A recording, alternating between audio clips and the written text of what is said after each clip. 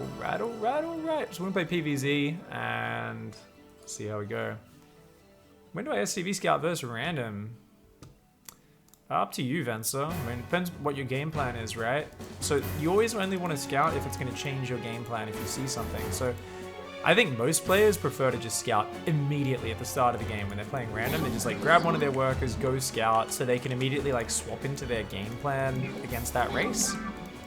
So it doesn't throw them off. But I know like a lot of Zerg players who open hatch gas pool versus every race. So for them it's like, well, it's not going to change anything I do in the first few minutes of the game. So why do I care? Okay, guys. So, we're playing a Protoss versus Zerg here. Now, this is interesting. It's Protoss versus Zerg is a matchup where you can get caught out by a lot of things. So we've got to focus on the basics, and we've got to be really clean with our play. Now, I'm going to try and keep my APM really low, and I'm going to focus on a ground-based style. So we've gone pylon on the low ground. We're queuing up this guy to scout, and then to go block the third. All in one go, so I don't have to focus on it. We're going to chrono boost it home, put down a gas, go back to mine.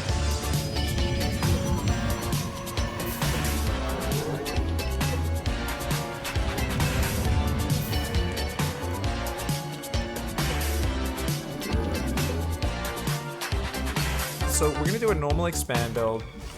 Can I submit a really wonky 20-minute Gold League game PvP for review? I'm curious what I'm supposed to do when I scout an early forge that's defensive. Then a carrier rush that never happens? I think I should have added a lot more Stargate production. Sounds like there's a lot of questions in that one. You can absolutely submit it. I can't promise I'm going to look at every detail of such a long kind of replay like that. But absolutely for us Magic, yeah. Especially, you know, I am really trying to get people to be pointed. So, you know, something like that, ideally we focus mostly on your forge that's defensive thing. And the chances are you've just kind of overreacted to something which never eventuated. So guys, do we be a dickhead and put a pylon down? Nah, we'll just let him misplace that hatchery. No worries. So we're going to go home with that probe.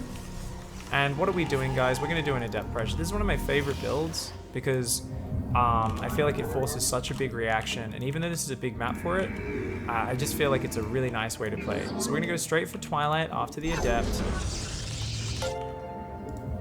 And we're just going to keep chrono boosting probes here, okay? Notice a lot of the things that I'm doing are very much focused around queuing things up as early as possible, right? Whenever I build the Nexus, I immediately set its rally point to the minerals. These sort of little habits, they look like they're minor, but they actually are a big part of what adds up and frees up my actions. So I can focus on shading this Adept across as quickly as possible. You know, there's a lot of these little things like that, which I think people kind of don't necessarily realize just how important this is. So we're going to scout with this. And all we want to do is count the drones. 1, 2, 3, 4, 5, 6. We saw more drones coming, so we're going to assume it's a macro opening.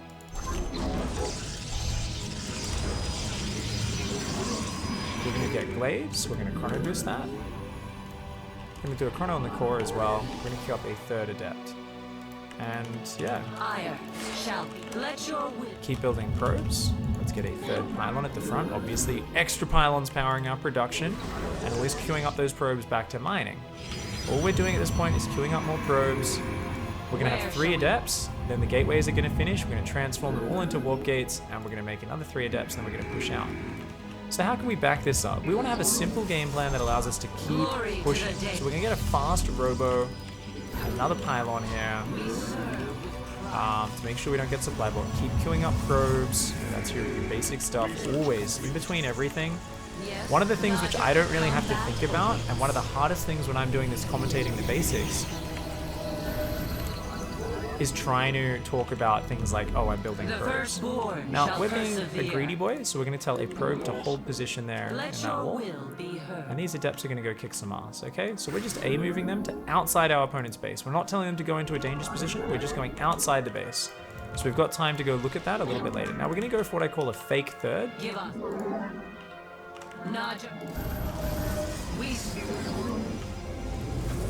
Glory to the Daylon. And we're going to shade while moving in. Faith before fear. We are of one mind. And we're using hold position micro here. Now we're using attack move. The hold position was making sure they were automatically targeting units that were close to them without me actually having to focus fire.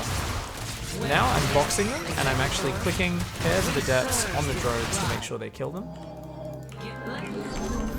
And now we're building a ton more gateways. Now we're going to move out with another adept pressure here. Let's leave that guy in the room, so there's no chances. So we've got another 5 adepts. Where shall we mark? And this guy is going to go siege up in the main. Now, we're adding a ton more gateways.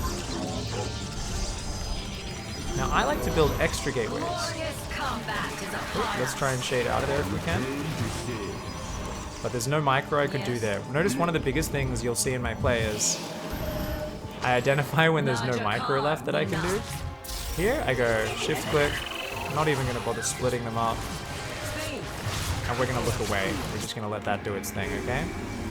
We're not going to bother focusing on that anymore. Oh, you know what? Why not? We go back and look at it if we have the actions. Otherwise, let's build some more pylons. Whenever you're gearing up for a big attack, you want to build extra pylons. Let's build one more round of adepts. And behind this, what am I doing, guys? I'm building immortals and sentries. So these guys, always, let's move those in. We're going to shade. We're going to try and just cancel that shade because there's no units here in the main. So let's stop looking at that and let's... So this time around, we see I did use a lot more APM this time. I was a little bit more distracted talking there. But yeah, adepts cause huge problems for your opponents. They're this unit where the real thing that I think I should be focusing on there in this game, and like I said, I'm going to be leveling up the commentary throughout the day. It's always a struggle at the start because I'm used to just playing very quickly, and I've got to kind of peter things down. Especially with Protoss, I find it the hardest of all because it's such a technical race with how you control all the units, right?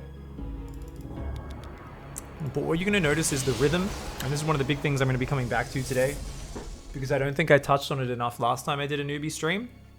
And that is attention, okay? So I want to focus on that. So I just shaded my adept, and then what do I do, guys? I go back to my bases. This is my view. You can see what I'm clicking on it down here in the bottom. I build probes, I chrono boost, I change the rally point on that second adept so it will plug the wall automatically. And then I go back to the adept, I tell it to shade forward, and then I go back. I queue up some more probes. I look at my base, I say, do I need to do anything else? I go, okay, I want to build some gateways. I don't have the money just yet, but we'll be able to soon. Is my adept safe? Okay, let's scout. I count the drones on the natural. A lot of drones equals I'm safe because he's building economy. No drones equals, uh-oh, he could be doing a big scary all-in. Let's go home and build a lot of defense. Then I bounce home. Now notice before I bounced home, I already told this adept here to move all the way home. So whenever I move a unit out of harm's way, I bounce back. And you'll notice there's this two-part seesawing focus, which is the hardest thing in StarCraft to get used to. It's spending your money and controlling your units that you invested in. So notice how I'm here, I'm like, okay, there's nothing to do right now because, piece of game knowledge, 3 minutes 30 is when Zergling speed will finish off a hatchery first opening. Remember I scouted earlier?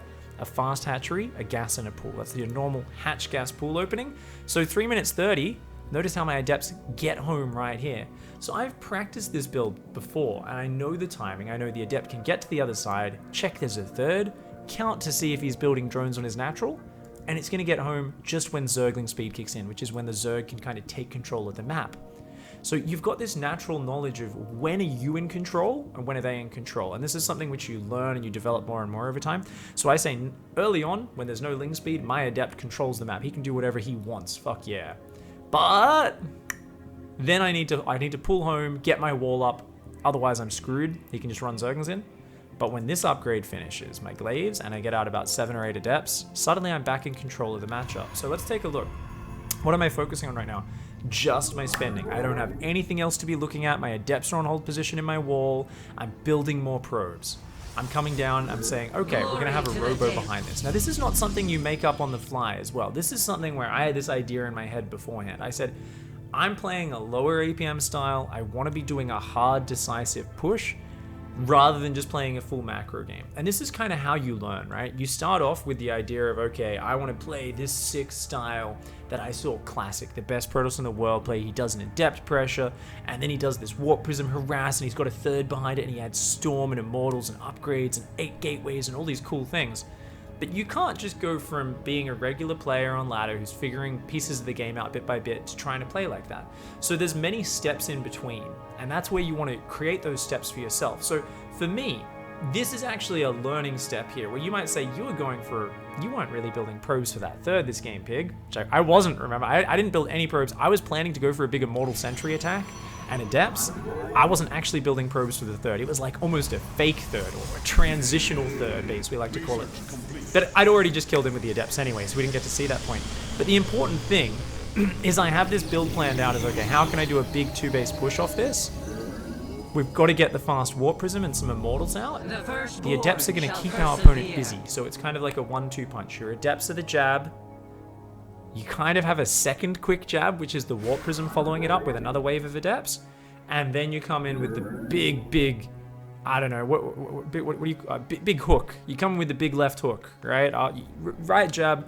The big left hook is the Immortal Sentry Adept push, which is the one where you need to do game-ending damage, or you're going to be way behind, usually, right?